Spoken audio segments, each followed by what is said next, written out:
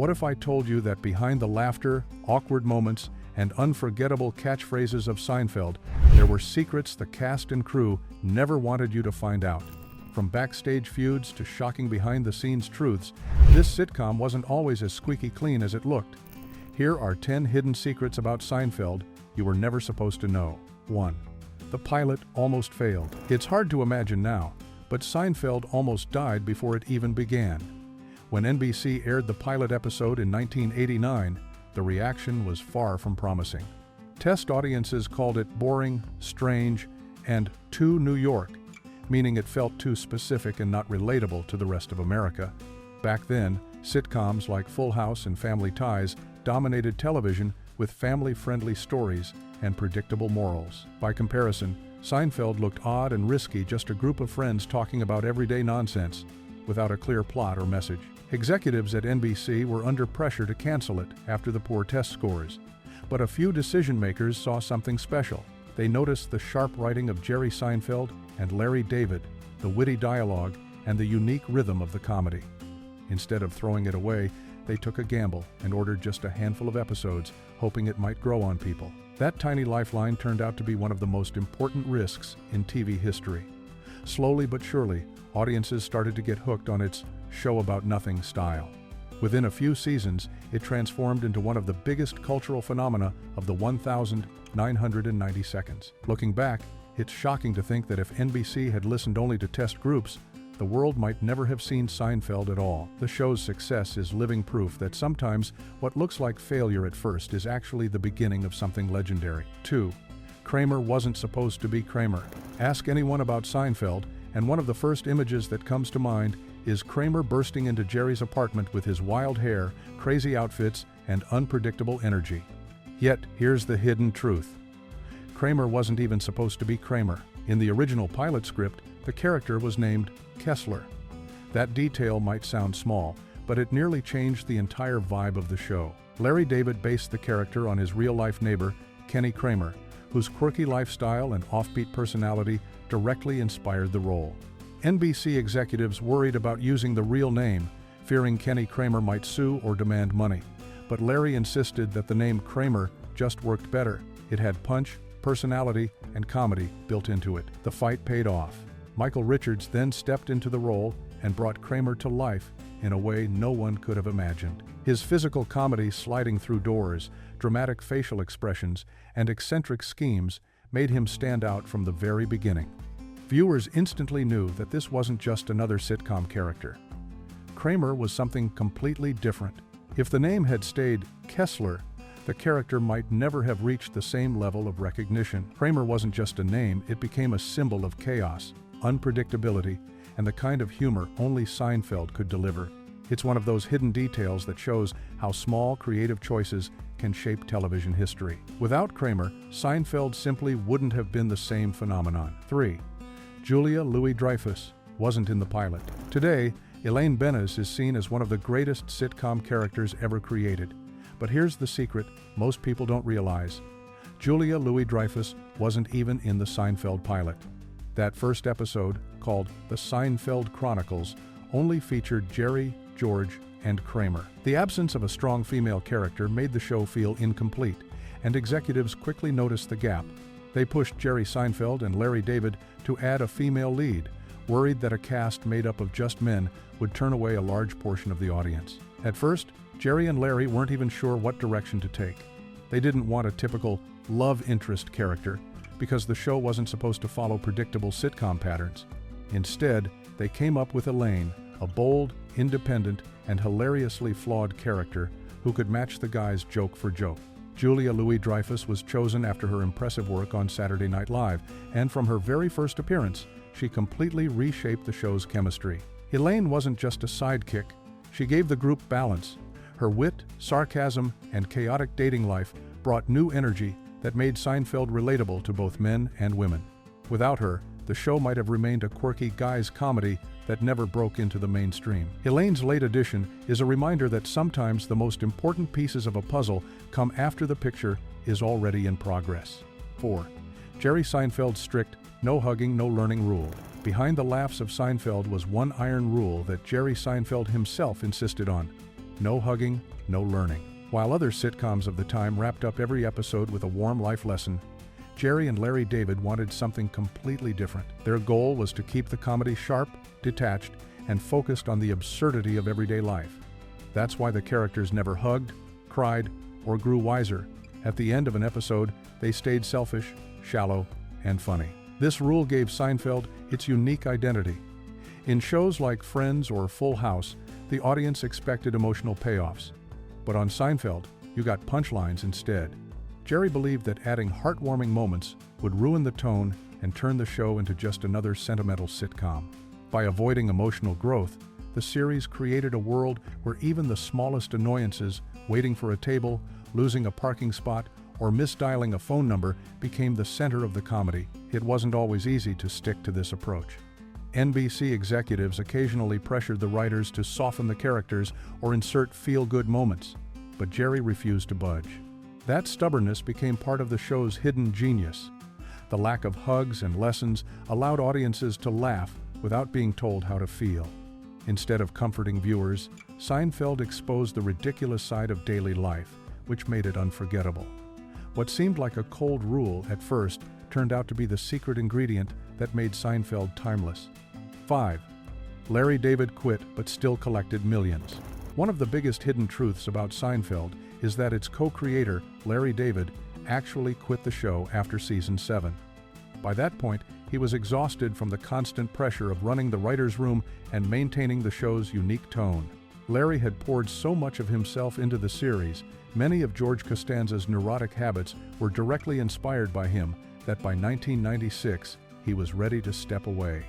Fans didn't know it at the time, but Larry's departure marked a huge shift behind the scenes. Here's the twist. Even though Larry quit, he didn't walk away empty-handed. Thanks to a brilliant deal he made early on, Larry owned a percentage of the show's profits. When Seinfeld ended in 1998 and was later sold into syndication, it became one of the most lucrative television packages ever. Networks around the world paid billions to air reruns, and Larry received a massive share of that money. Reports suggest he earned hundreds of millions of dollars simply by holding onto his ownership stake. So, while he was no longer sweating over scripts or clashing with NBC executives, Larry David quietly reaped the rewards. He later returned to TV with Curb Your Enthusiasm, a show that carried his trademark humor. But the fortune he made from Seinfeld is proof that sometimes walking away at the right time can be just as powerful as staying in the spotlight. 6. The cast's historic payday battle. By the late 1990 seconds, Seinfeld was the hottest television show, pulling in enormous ratings and massive ad revenue. But behind the scenes, a money war was brewing. The four main stars, Jerry Seinfeld, Julia Louis-Dreyfus, Jason Alexander, and Michael Richards, felt they weren't being paid fairly compared to the profit the network was making.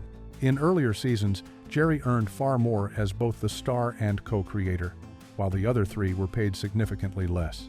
As the final season approached, the cast united and demanded equal pay. They threatened to walk away if NBC didn't meet their demands. This was a bold move because very few TV actors had ever challenged a network so directly.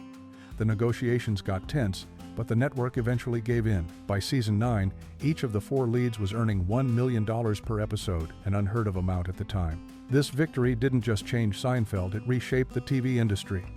Their contract set a new standard for ensemble casts, proving that actors who carried a show together deserved equal recognition and pay.